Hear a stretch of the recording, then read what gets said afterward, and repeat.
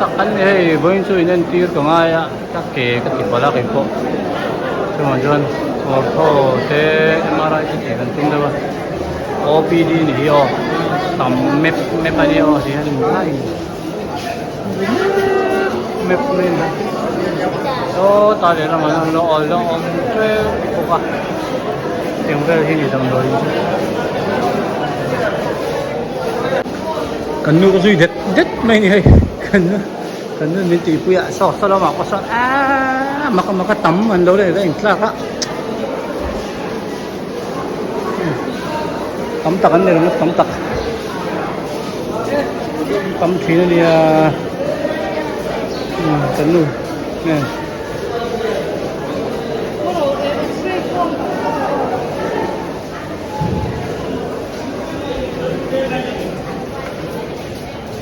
X-ray foam.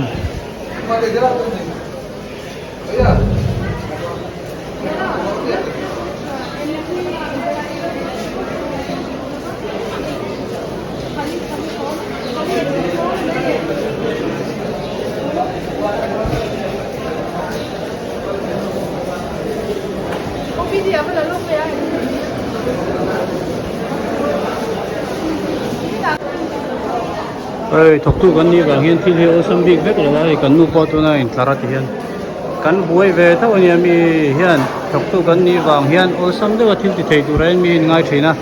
anh em big mi ở đâu nhỉ tu nào thì po hiện cần nu phải cần buổi cho sao lại sau lại xong cái gì chặt tổ bộ cái này tổ bộ à tu đấy nó phải thấy big rồi nên cho anh chúng mình không mình nói thì sắp tới hành thì riêng thì po hiện ở hàng về à mấy cái cái này bắt đi rồi cho nên cái nụ bọt thì nó bùi về mấy cái này cái này dui liền à nên đang học cái để đâu này thiếu tí hiệu xăm bi cũng nhẹ rồi nè cái này muốn đăng đó cái cuốn về các bạn thì hiện học tu anh ấy vàng phan chuột muốn nó trang thiếu thì mấy thầy rồi hiện cái này ngay ngót sẽ là cho những việc đâu này chứ làm đấy này cho càng ta sang sang cái cuốn là ngay này thì phải cái này sẽ cuối cô thầu này nên tôi là X-ray nữa là mà còn tất lệ rồi thì tiền mình lâu tập em sẽ là số mà chân buổi khác cái này thiếu tí mà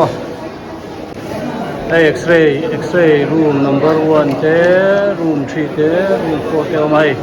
cái này có cần đủ phải cần năng mặc cái gì thế này ha cái sợi yang chiaกันดูnày nó đủ có cốt thấy bị lâu này thì các bạn sẽ là coi mà thọc tu sẽ coi mà số mà chân chúng mình không bị mình nói thì sắp tới thì có ngã coi cái này sẽ thiểm ngay cần nu po à hạ tối tục thì dạp léo rồi mấy cua lum rô buổi chiều cần năng học về thâu như thế anh đi po rồi anh mà đi department anh mà đi nuôi vết anh đi cho để chúng po cho hay anh là lút thấy big rồi cần là lút thấy big rồi tiếng chút cần tiền huấn này nhưng mà chân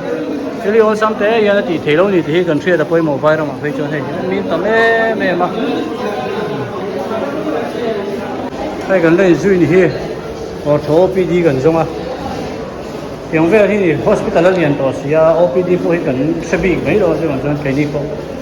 gần là giống mấy cái này in dọn shopping hay về thâu à mỗi khác trên có mấy cái nó chung in bài chung in cái này giống về là gì đây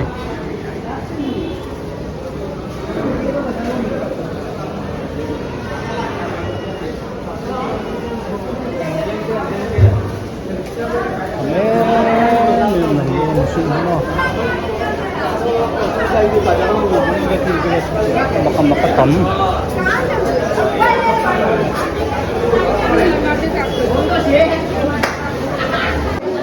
mũ dễ làm châu hay